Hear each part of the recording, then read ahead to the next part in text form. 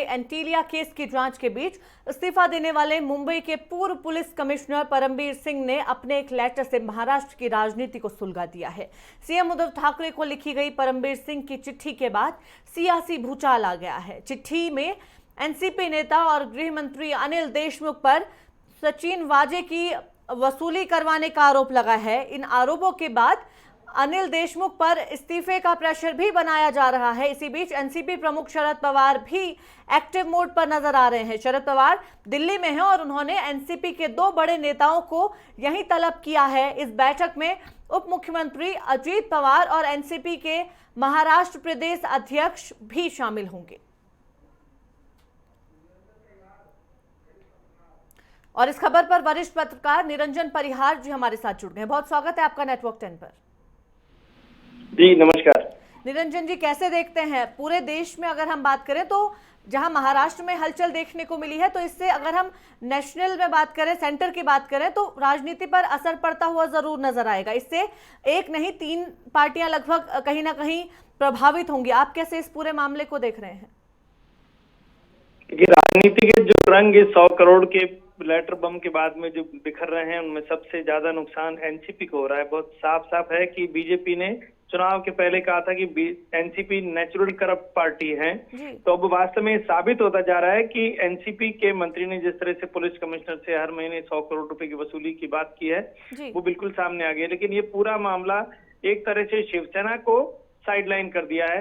जबकि सचिन वाजे शिवसेना के कार्यकर्ता थे, बाद में वो पुलिस की नौकरी में आए और फिर वो गृह मंत्री के लिए काम करने लगे, तो शिवसेना को भी एक तरह से ये सेटबैक तो है, झटका है। लेकिन कुल मिलाकर मूल रूप से ये एनसीपी का मामला है। राष्ट्रवादी कांग्रेस पार्टी के मुखिया शरद पवार थोड़ी सी चिंता में जरूर हैं, क्योंकि उन्होंने अगर वो बहुत इतने धीर गंभीर राजनेताओं की तरह व्यवहार करते हैं कि भले कितनी भी तूफान आने वाला हो, लेकिन वो उससे विचलित नहीं होते। पर इस बार जरूर लग रहा है कि उन पर कुछ तो असर हुआ है, इसलिए अचानक उन्होंने प्रदेश अध्यक्ष जयंत पाटिल, जो कि मंत्री भी हैं, और उप मुख्यमंत्री अजीत पवार, दोनों को दिल्ली तलब किया है। वैसे परसों गृह मंत्री अनिल देशमुख भी दिल्ली जाकर शरद पवार से मिलकर आए थे, लेकिन ये सब कुछ जो भी मामला है वो पूरी तरह से इतना गूंथ गया है कि इसमें कुल मिलाकर एनसीपी, सिर्फ और सिर्फ एनसीपी रक्षात्मक मोड में है। बाकी कांग्रेस चुप है, कांग्रेस सरकार में शामिल है, लेकिन कांग्रेस पूरी तरह मौन है।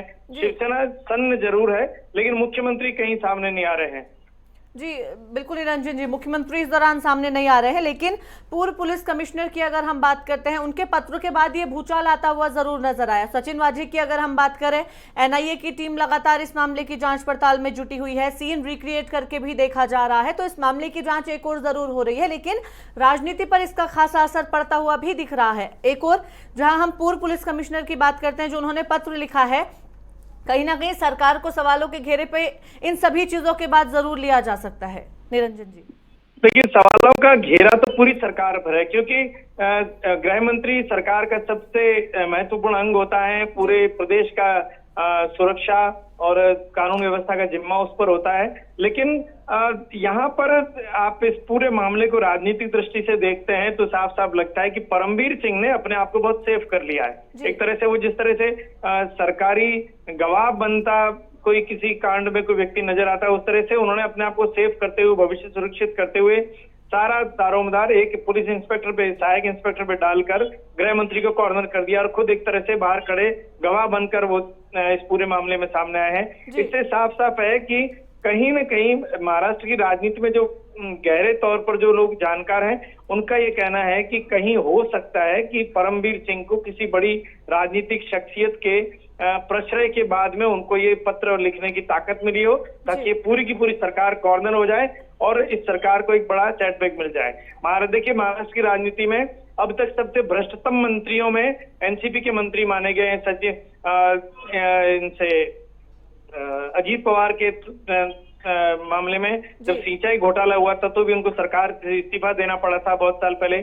उसके पहले छगन भुजबल तेलगी घोटाले में इस्तीफा दे चुके हैं, जेल जा चुके हैं।